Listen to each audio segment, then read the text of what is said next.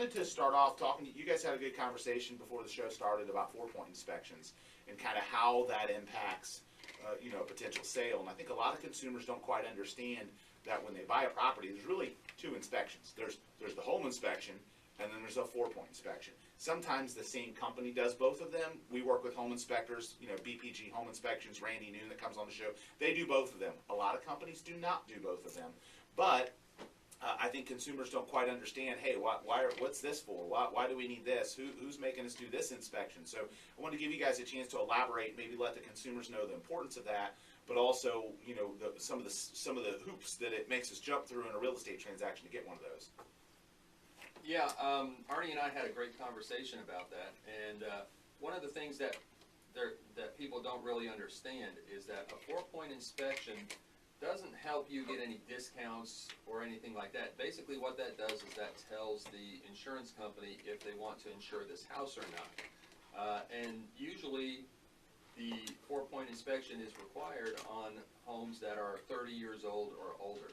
And what they're looking at, it's kind of like an abbreviated inspection. It's not a full inspection, and it doesn't tell you that the electrical outlet in bedroom number 2 isn't working properly. Basically, it looks at 4 things. It looks at the electrical, the roof, the plumbing, and the air conditioner.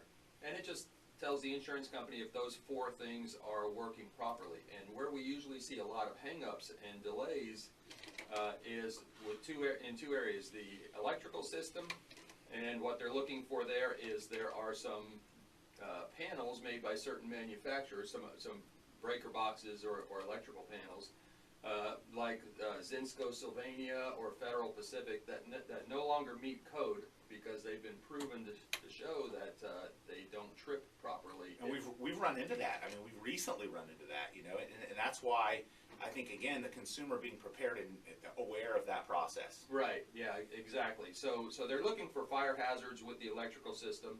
And then with the roof, they just want to know that it has to have at least 3 years of usable life left on the roof in order to be insurable with a standard homeowner's insurance policy. Some companies require 5 years of usable life left on it. And the one thing that you never, ever want to do, golden rule with regards to inspections and insurance, don't ever show a full home inspection that discusses every little detail about the house. Don't ever show that to an insurance person. They need to see the 4-point. They want to see the 4-point. That's it. They need to see the basics, the nuts and bolts. And I think what people fail to understand is that 4-point can cause you not to be able to buy that home unless certain things are cured